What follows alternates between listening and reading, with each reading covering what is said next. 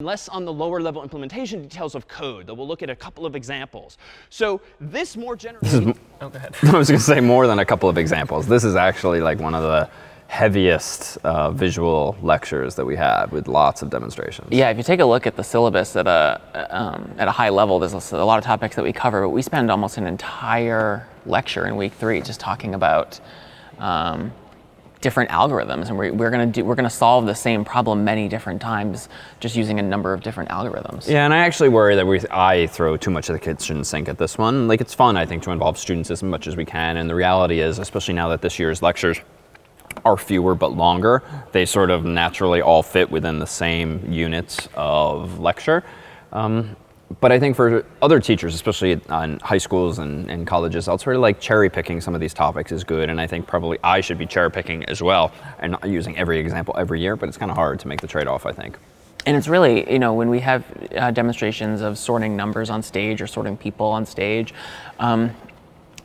you know, eventually we're going to find out that bubble sort, insertion sort, selection sort, they're all O of n squared algorithms. They're all the same. But the way they look is really different. And I don't think you can appreciate that without seeing a physical representation of those differences.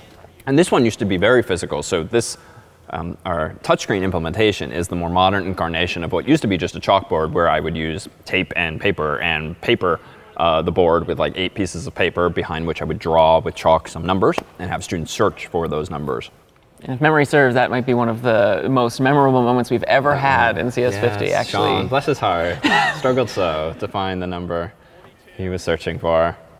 But it was good. It lends themselves to these like memorable moments, right? Like, he and a lot of his classmates will never forget the time that he was trying to inefficiently search for numbers behind a door. Especially inefficiently in his case, as we'll eventually see here, but it makes the class a lot more fun. It draws people in sometimes when things don't go well, like when it's kind of funny to have things go off the rails a little bit, as long as you can hopefully get it back where it's supposed to be.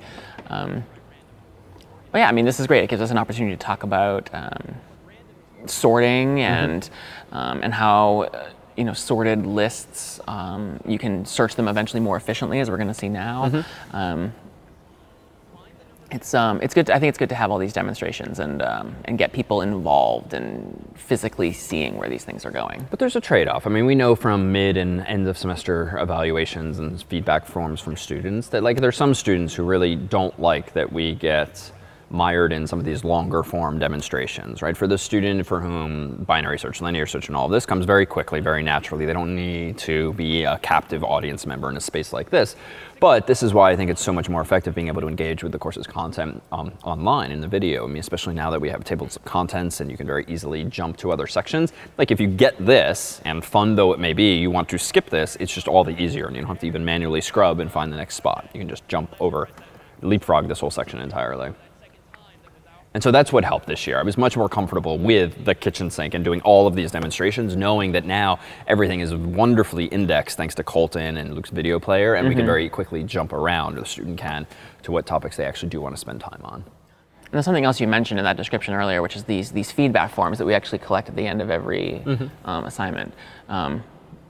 I think some people might not realize we actually do take these things really seriously, and at the end of every semester, you and I and other members of the senior staff really sit down and process all of this. And this year in particular, it became really noticeable with our switch to Python and the way we deliver lectures. But you know, we're constantly trying to improve our own delivery of content. Yeah, this year was a big change.